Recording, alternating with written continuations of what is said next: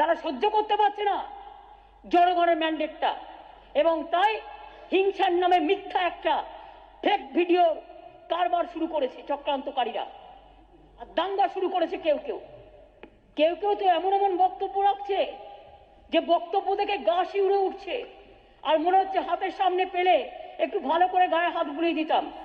এতটাই রাগ হচ্ছে উত্তেজনায়, তাও যেন উত্তেজনা আমাদের উত্তেজিত না করে, সেই জন্য মনে হচ্ছে এইসব কথাবার্তা।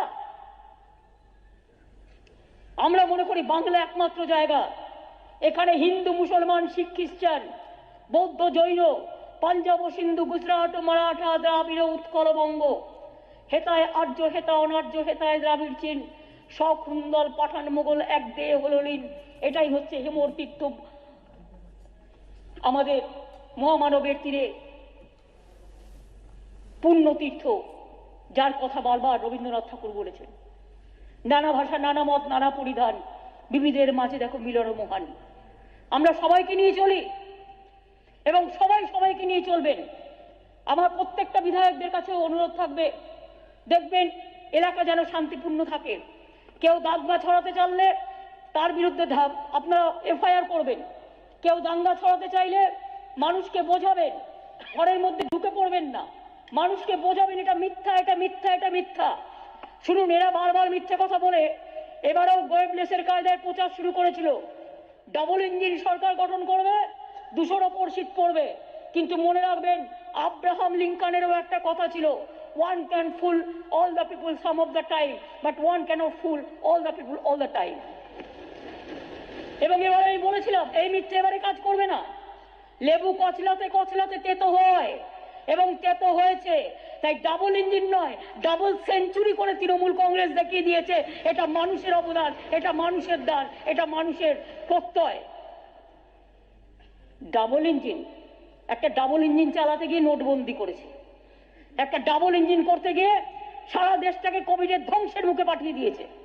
গত 6 মাস ধরে কোনো কাজ ছিল না সেন্ট্রাল গভর্নমেন্টের, রোজ বাংলা এসে পড়ে থাকতো। কি না তো বাংলা ওদের চাই, কেন বাবা? বাংলা তোমাদের বাংলার মানুষ দেবে কেন? বাংলার মানুষ তো ভাগাভাগি পছন্দ করে না, বাংলার মানুষ দাঙ্গা পছন্দ করে না, বাংলার মানুষ একটা সংস্কৃতিতে বিশ্বাস করে। বাংলার মানুষ বাংলা তোমাদের দেবে কেন? অনেক চেষ্টা করেছো, এজেন্সি থেকে শুরু করে কি করনি। 29 তারিখে বীরভূমে ভোট, 27 তারিখে কেষ্টর বাড়িতে সিবিআই কে পাঠিয়ে দিয়েছে যে 27 তারিখে তুমি গিয়ে অ্যাটেন্ড করো। কি না করেছে, প্রত্যেকটা অত্যাচার করেছে, আমাকে পর্যন্ত ব্যান করেছে যাতে আমি মিটিং করতে না পারি। আর দেখুন, যারা এই সমস্ত দাঙ্গামূলক কথাবার্তা বলে গেছে তাদের বিরুদ্ধে একটা অ্যাকশন হয়নি, একটা অ্যাকশন হয়নি। কাজেই যে যুদ্ধ আমরা করেছি, যে লড়াই আমরা করেছি, যে প্রত্যয় নিয়ে আমরা লড়াই করেছি, এই ইন্সপিরেশনটা আমি আমার বাংলার মা বোনেদের কাছ থেকে পেয়েছি, আমার ভাই বোনেদের কাছ থেকে পেয়েছি। এবং বাংলা আজকে জিতে গিয়ে সারা ভারতবর্ষকে বাঁচিয়ে দিয়েছে, এটা মাথায় রাখবেন। আজ যদি শুধু ভারতবর্ষ বলি ভুল করব, সারা পৃথিবীর মানুষ ওয়াচ করছিলেন বাংলার ইলেকশনটা, এবং প্রত্যেকে আজকে রিলিফড হয়েছেন যে অন্তত এদের হাতে যায়নি। আজ বাংলা যদি পেত, কি যে করতো ভগবান জানে। এখনই এই অবস্থা, একে যে অক্সিজেন দিচ্ছে না, ওকে ভ্যাকসিন দিচ্ছে না, কাকে কাকে দেবে তার মধ্যে আমাদের সব কেড়ে নিয়ে চলে যাচ্ছে, যা ইচ্ছে তাই করে বেড়াচ্ছে। আর এখানে কয়েকজন আছে, বলি না, শাড়ির চেয়ে গামছা বড়, তাদের কাজ নেই, কর্ম নেই, শুধু বসে বসে অ্যাডমিনিস্ট্রেশনটাকে ডিস্টার্ব করা, কাজ করতে না দেওয়া, এই হচ্ছে এদের অবস্থা। এই অবস্থার মধ্যে দিয়ে মনে রাখবেন, আমরা তৃতীয়বার যে ম্যান্ডেট পেয়েছি, এই ম্যান্ডেটে আমাদের ভালো করে কাজ করতে হবে, আরো হাম্বেল হতে হবে, আরো জনগণের কাছে পৌঁছতে হবে।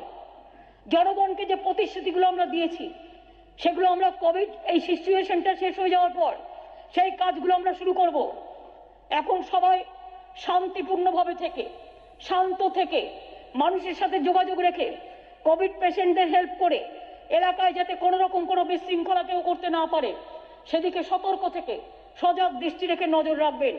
আর যদি দাঙ্গা করতে চায় কেউ, তার বিরুদ্ধে সঙ্গে সঙ্গে আপনারা এফআইআর করবেন এবং পুলিশকে বলবেন অ্যাকশন নিতে। আমি কোন রকম দাঙ্গা করতে দেব না, এবং communalism will not be compromised. কিছুতেই কম্প্রোমাইজ করতে দেবো না। ওদের একটাই ইচ্ছে, ইলেকশনের সময় অনেক কমিউনাল কথাবার্তা বলেছে, এখনো সেই কমিউনাল এতেই চলছে। কমিউনাল ছাড়া আর কিছু নেই। কমিউনালিজম হচ্ছে ওদের পলিটিক্যাল পলিউশন, ওদের মেন্টাল পলিউশন। এছাড়া একটা পার্টির আর কোনো উদ্দেশ্য নেই, কোনো আদর্শ নেই।